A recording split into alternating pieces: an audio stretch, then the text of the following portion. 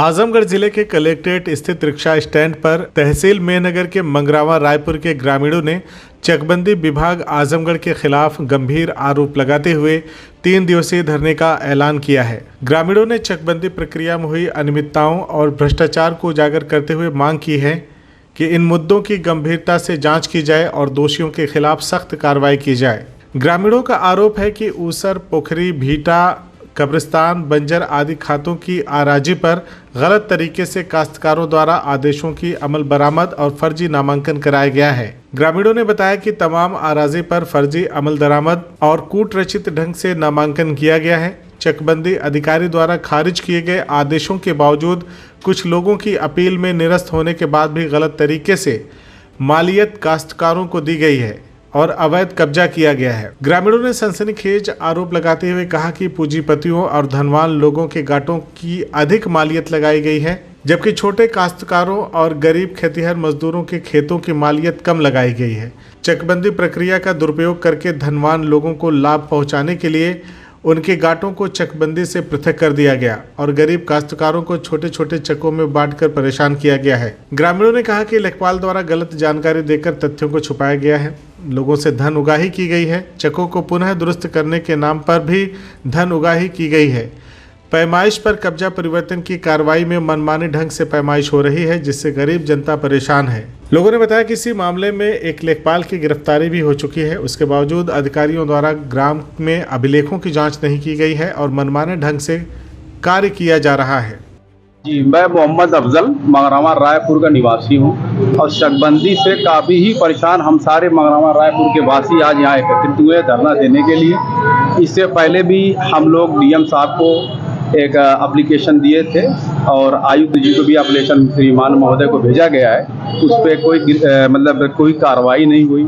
इससे पहले श्री अरविंद जी जो चकबंदी लेखपाल मंगरावा रायपुर थे वो गिरफ्तार हो चुके हैं। ठीक, एंटी करप्शन की टीम ने उनको, आजमगढ़ एंटी करप्शन टीम उनको गिरफ्तार की है और गिरफ्तार होने के बाद हम लोगों की एक आशा जगी कि हो सकता है कि अब चकबंदी हमारी सही हो जाए, मतलब सारी मालियतें डिस्टर्ब कर दिया गया। तो एक उम्मीद जगी कि अब गिरफ्तार हुए, हो सकता है सही हो जाए। लेकिन उस गिरफ्तार होने के बाद भी इस प्रक्रिया में कोई बदलाव नहीं आया। हाँ, चेहरा बदल गया, मतलब जो चेहरा पहले थे अब वो चेहरा बदल के दूसरा चेहरा आ गया, वही चेहरा वही काम कर रहा है। तो हम उस सारी चीज़ों से परेशान हो गए, आजिज होकर हम लोग आज यहाँ धरना देने के लिए बात है। ये धरना 3 दिवसीय धरना है। ये 3 दिन तक शांतिपूर्वक धरना चलेगा और उस धरने के बीच में हम लोग अधिकारी के अपना मेमोरेंडम देंगे, ज्ञापन देंगे, JDCF साहब को देंगे, चकबंदी अधिकारी को देंगे, SOC साहब को देंगे। तो अपने अपनी मांगे करते हुए फिर अगर हमारी मांगे पूरी नहीं हुई तो हम इंदिरा भवन लखनऊ का घेराव करेंगे।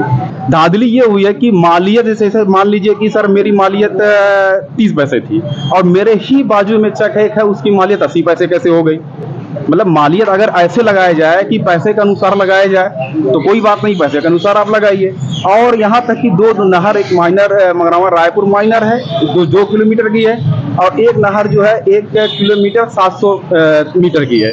वो दोनों नहरों को ख़त्म करते हुए ये बताया गया कि ये नहर ख़त्म हो गई है, आप किसानों के चक में इलाट कर दिया गया। और 1000 बीघा का ताल था, उस 1000 बीघा के ताल को पहले निरस्त किया गया, फिर निरस्त करने के बाद कुछ लोगों को उसमें चक इलाट कर दिया गया। यहाँ तक कि किसी को 50 बीघा, किसी को 100 बीघा उस ताल में। तो वो ताल की जो ज़मीनें थी वो सब ग्राम समाज ज़मीनें, मतलब हमारे गांव में जो लोग हैं उस लायक है जिनको मिलना चाहिए। भाई हम तो चाहते हैं कि उनको मिले कुछ ना कुछ। हमारे जो गांव के लोग हैं जो उसके हकदार हैं उनको कुछ ना कुछ जमीनें मिलना चाहिए। ऐसा ना हो। आपकी किसी अधिकारी से कोई बात नहीं है? जी, हम इससे पहले डीएम साहब को एक एप्लीकेशन दिए हैं जिसमें हमारे सारे कागजात लगा के हमने दिया है। उसके बाद आयुक्त लखनऊ को हमने भेजा था श्रीमान महोदय को, और यहाँ के SCO साहब जो हैं जिसको नायब कहते हैं उनसे भी हम लोगों ने कंप्लेन की है। ऐसे मौखिक किया था कि सर ऐसा नहीं होना चाहिए। लेकिन आज 3 दिन का धरना हम लोग रखे हुए हैं। इस 3 दिन के बीच में हम सबको आप लिखित में देंगे और उनसे रिसीविंग लेंगे कि एक हमारे पास ये प्रूफ हो कि हाँ जी हम ये कंप्लेन किया था और हुआ नहीं।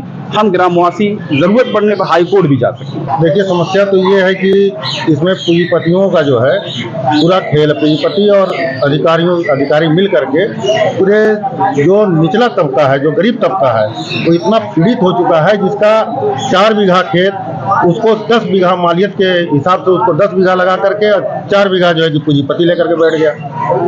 इससे जो है कि गरीब जनता एकदम पीड़ित हो चुकी है। घर पे जो जिनका घर पुराना आज 10 साल 12 साल पहले का बना हुआ है, उस पर जो है कि चक बैठाल दिया गया है। बताइए वो कहाँ जाएगा? वही चकबंदी का मूल मंत्र यही है कि भाई लेखपाल कम से कम उसका मुआयना करे। मुआयना करने के बाद अगर वो भाई खेत है तो ठीक है, उसका मालियत लगा करके उस पर जो है कि चक बैठाला जाए। अब किसी के घर पे चक बैठाला जा रहा है, इस तरीके से आदमी तो घर से बेघर हो जाएगा, कहाँ जाएगा वो?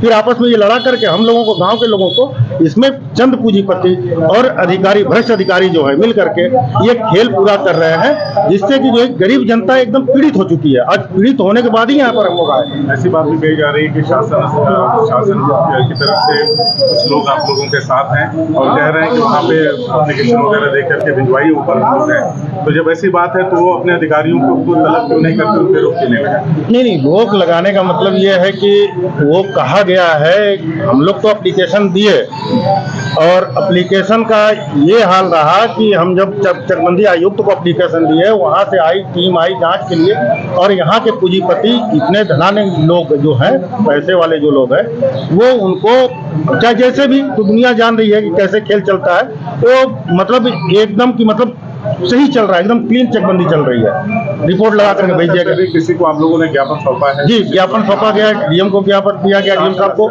जी, सरकार के किसी नुमाइंदे को आप लोगों ने? नहीं, सरकार के किसी नुमाइंदे को नहीं दिया गया है।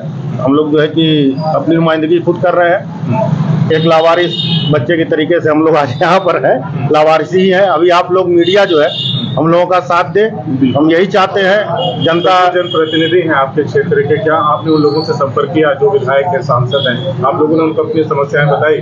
समस्याएं बता करके थक चुके हैं। जान सब रहे हैं, सब बड़े लोगों के यहाँ उठना बैठना उन लोगों का, वो भी उन्हीं की बात कर, ठीक है देख लेता हूँ कह के टरका देते हैं, कोई मतलब नहीं होता।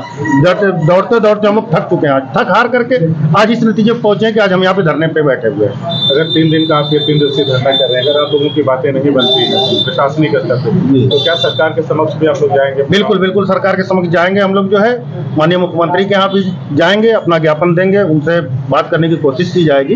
हम लोग लड़ाई है आखिरी तक लड़ा जाएगा, जब तक कि न्याय नहीं मिलेगा। CIB इंडिया न्यूज की सभी खबरों को देखने के लिए लाल रंग की बटन को दबाकर चैनल को सब्सक्राइब जरूर करें, घंटी जरूर दबाएं ताकि हमारी सभी खबरों के नोटिफिकेशन आप तक पहुंचते रहें।